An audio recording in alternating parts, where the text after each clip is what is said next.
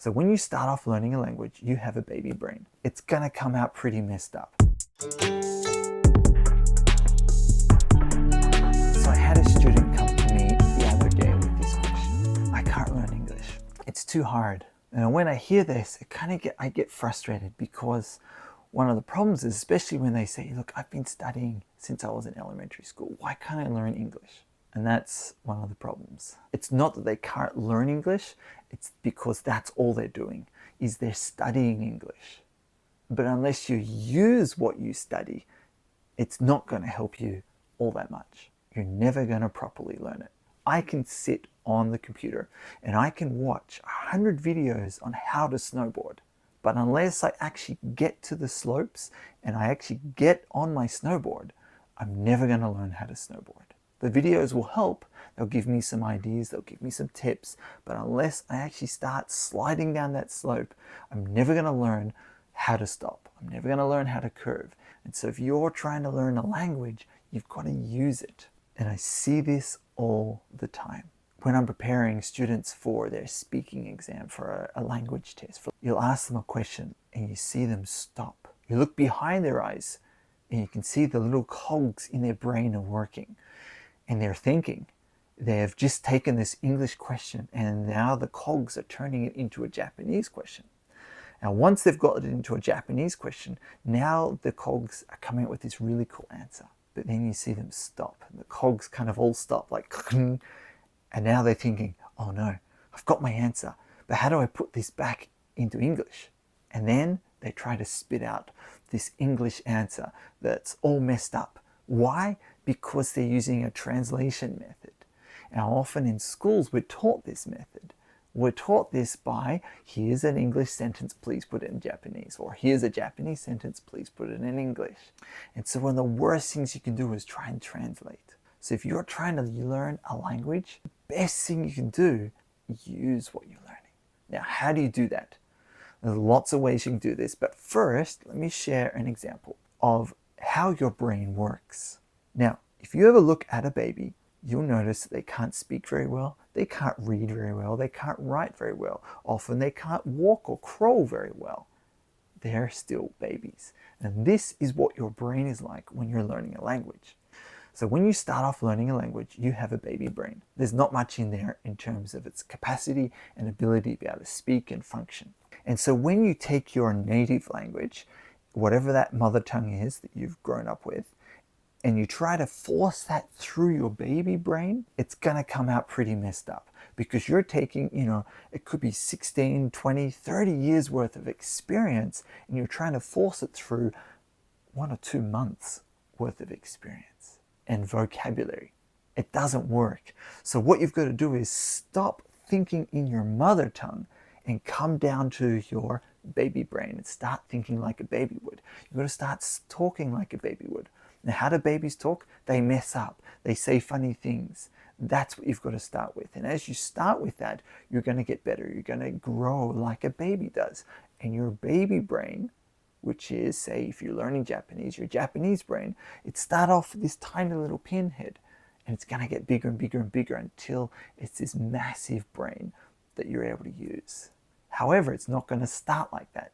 And so you've got to stop studying and start using what you actually want to learn. Now, studying is important, but you've got to use it. So let me share with you some things you can do, some little tricks you can do to make your language learning so much better.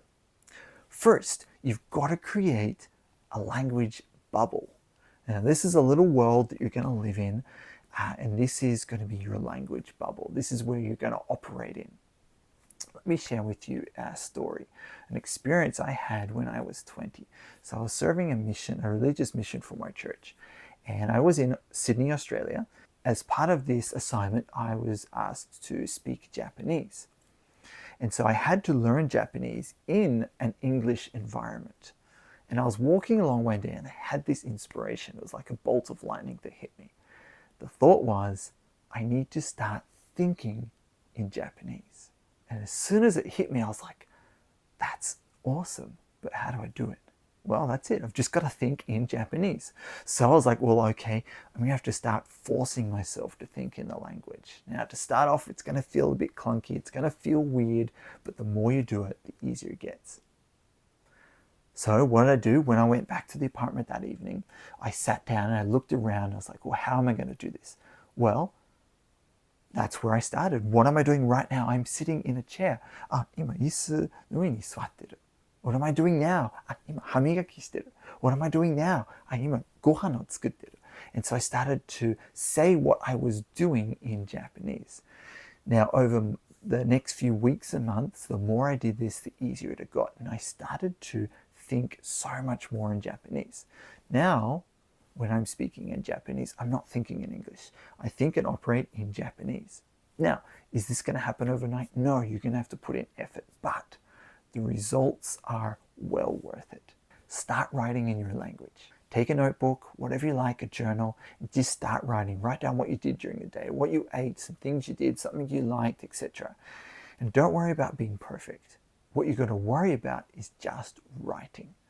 Now, the grammar mistakes, the vocabulary, you will self-correct that over time. So don't worry about being perfect. Start reading. Grab a book, doesn't matter what it is, or even online, just start reading something every day in your second language. There is one thing you've got to be really careful of is don't try and understand everything. If you try and understand everything, you're going back to that translation method. What you want to do is get the general idea. Now, the more you read, obviously the better your language skills are going to get. And so the general idea is going to expand you. You're going to understand so much more. But first, just try and read. And if you can, read out loud.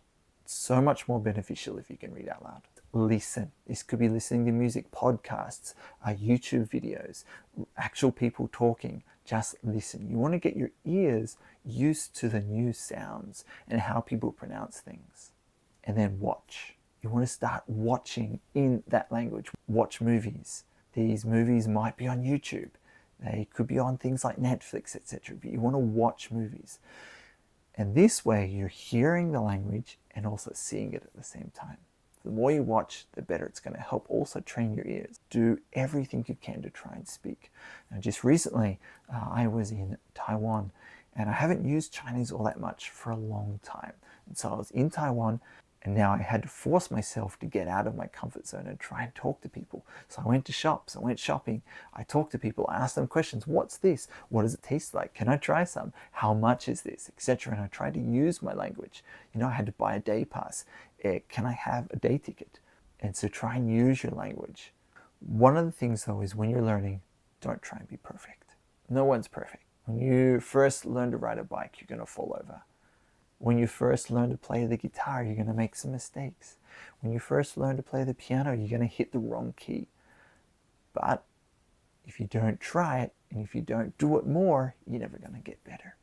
One of the really important things though here is you have to have a purpose. You have to have a goal. If you don't have a goal, then why are you doing it? What is your why for learning this language? And then set a date or a deadline for something you want to achieve. Whether it's, I want to come and visit Japan. Okay, great. What do I need to do that? And work backwards. Have a plan, and this is going to make your studying so much easier. And also, you'll have a purpose for what you're studying. Last of all, learning a language is not hard. You need to have a goal, a purpose, and a deadline, and then get out there and use what you're learning. The more you use it, the easier it's going to become.